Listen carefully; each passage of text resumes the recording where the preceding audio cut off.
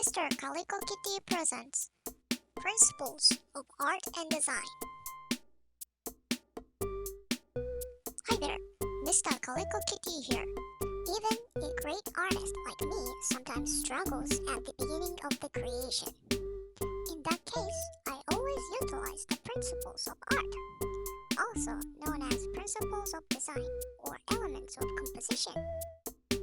The principles of art are just like how you cook the ingredients, like baking, boiling, or steaming. You can choose how you compose your visual art with the principles: unity, variety, emphasis, balance, rhythm, movement, pattern, and proportion.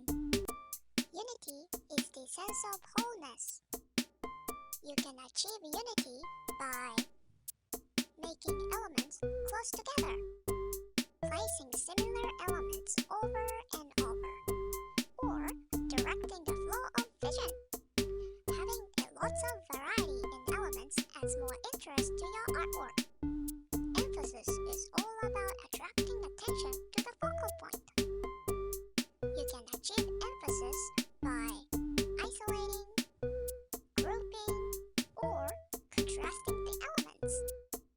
You can balance the composition by the placement of the elements. The balance could be asymmetrical, symmetrical, or radial.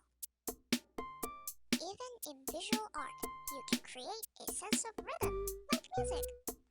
Rhythm can be created by repeating a line or shape. Repeating can be on an alternating or a progressive basis. Rhythm creates a sense of movement. The movement can be implied, sequential, or actual. Repeating elements also create a pattern.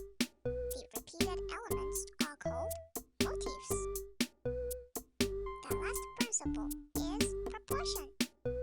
It's about the size and scale. Now you learn the several possibilities to make a great composition in visual art. I'm so proud of you! Oh, I think I just came up with a lovely composition idea.